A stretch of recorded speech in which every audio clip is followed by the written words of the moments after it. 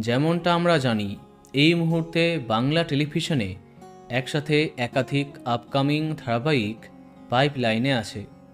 যাদের প্রোমো সামনে এসে গেছে সেগুলি হলো কুসুম, দাদামণি এবং রানী ভবানী।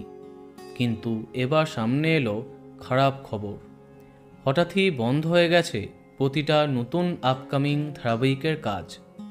হ্যাঁ, হঠাৎই নতুন গল্পগুলির শুটিং বন্ধ রাখা হয়েছে।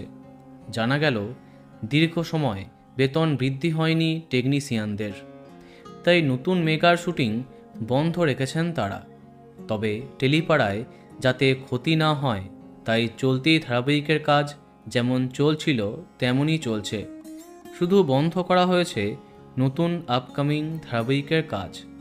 চ্যানেল, প্রোডাকশন হাউস এবং ফেডারেশন সমস্ত পক্ষ মিলে এক আলোচনার মাধ্যমে নির্দিষ্ট শতাংশ বেতন বৃদ্ধির আশ্বাস পেলে তবেই এ সমস্ত ধারাবাহিকের কাজ আরম্ভ করবেন তারা। তার আগে নয়।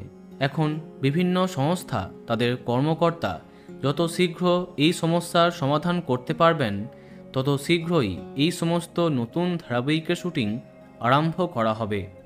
না হলে বেশ সমস্যায় পড়বে টেলিপাড়া।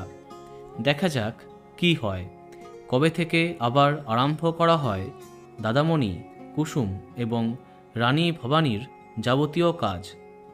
তো বন্ধুরা, এই বিষয়ে তোমার কি মন্তব্য কমেন্টে জানাতে পারো। আর এই রকমই আরও অনেক ভিডিও পেতে সাবস্ক্রাইব কারেন্ট বস। ধন্যবাদ।